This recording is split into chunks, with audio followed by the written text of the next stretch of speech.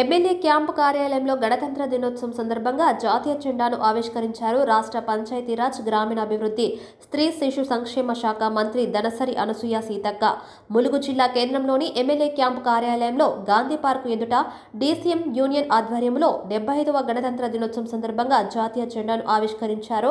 రాష్ట్ర పంచాయతీరాజ్ శాఖ మంత్రి సీతక్క దేశ స్వాతంత్ర్యం కోసం పోరాడిన స్వాతంత్ర సమర యోధులను త్యాగమూర్తులను స్మరిస్తూ సెల్యూట్ చేసే రోజు ఇదన్నారు.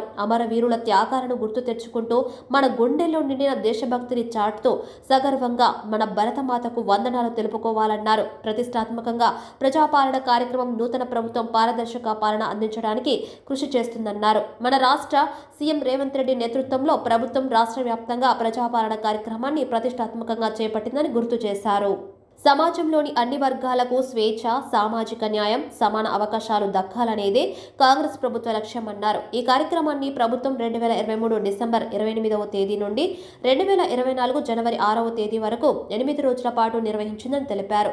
రాష్ట్ర ప్రభుత్వం 6 గ్యారంటీలలో 2 గ్యారంటీలను ఇప్పటికే పగడ్బందీగా అమలు చేస్తుందని మంత్రి సీతక్క తెలిపారు. ప్రజాపాలన కార్యక్రమం ద్వారా మిగతా పథకాలైన రైతు భరోసా, గృహజ్యోతి, ఇందిరమ్మ ఇండ్లు, మహాలక్ష్మి, చేయూత పథకాల కోసం ప్రజాపాలన కార్యక్రమాన్ని నిర్వహించి అర్హులైన ప్రజల నుండి 2,50,367 దరఖాస్తులను స్వీకరించడం జరిగిందని స్పష్టం చేశారు. ప్రజల నుంచి వచ్చిన దరఖాస్తులను ఆన్లైన్లో నమోదు చేయడం జరిగిందని పేర్కొన్నారు.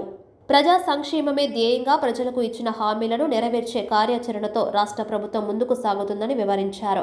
మహిళా సంక్షేమంలో భాగంగా మహాలక్ష్మి పథకం ద్వారా రాష్ట్రంలోని మహిళలు, బాలికలు, ట్రాన్స్జెండర్లు రాష్ట్రంలో ఎక్కడి నుంచి ఎక్కడికైనా ఆర్టీసీ బస్సులు 0 టికెట్ ఆధారంగా ఉచితంగా ప్రయాణించేందుకు 2023 డిసెంబర్ 9న సీఎం రేవంత్ రెడ్డి ప్రారంభించిన విషయాన్ని తెలియజెప్పారు. ఆ ప్రతిపాదికనే మిగతా సంక్షేమ పథకాలు త్వరలోనే అమలు చేస్తామని మంత్రి అన్నారు. ఈ కార్యక్రమంలో జిల్లా అధ్యక్షులు పైడాకుల అశోక్తో పాటు కాంగ్రెస్ పార్టీ రాష్ట్ర, జిల్లా, మండల, గ్రామ నాయకులు, కార్యకర్తలు తదితరులు పాల్గొన్నారు.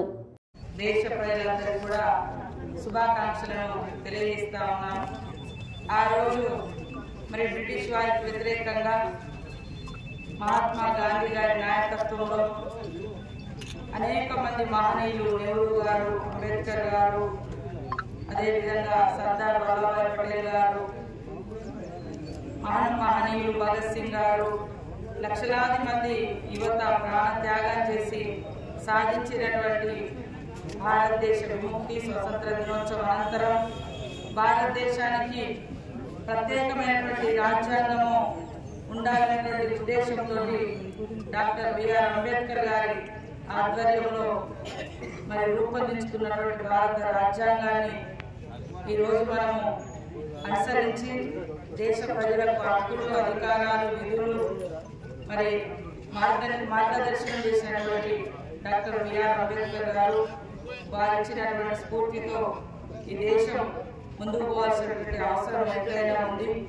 ఆనాడు కాంగ్రెస్ ప్రభుత్వము రూపొందించినటువంటి భారత రాజ్యాంగాన్ని కొంతమంది ప్రమాదంలో పెట్టాలని ప్రయత్నాలు చేస్తున్నారు. కానీ దేశ ప్రజలందరి హక్కులను కాపాడింది భారత రాజ్యాంగం. రాజ్యాంగాన్ని అమల్లోకి తీసుకొచ్చిన ఈ గణతంత్ర దినోత్సవంలో ముఖ్యంగా యూనిటీ ఉంది, హక్కులు ఉన్నాయి, అధికారాలు ఉన్నాయి, స్వేచ్ఛ, స్వతంత్రము, సమానత్వము, సౌభాతృత్వము ఇవన్నింటినీ కాపాడుకోవాల్సినటువంటి బాధ్యత మనకు భారత రాజ్యాంగం ఇవ్వడం జరిగింది. భారత రాజ్యాంగాన్ని కాపాడుకుంటూ ఇంకా 1000 ఏళ్ళు గణతంత్ర దినోత్సవ ఉత్సవాలు జరుపుకునే విధంగా యువత, ప్రజలు భవిష్యత్ తరాలకి భారత రాజ్యాంగాన్ని అందించే విధంగా కృషి చేయాల్సిన అవసరం ఉందని తెలియజేస్తూ అందరికీ 75 సంవత్సరాల గణతంత్ర దినోత్సవ శుభాకాంక్షలు తెలియజేస్తాను.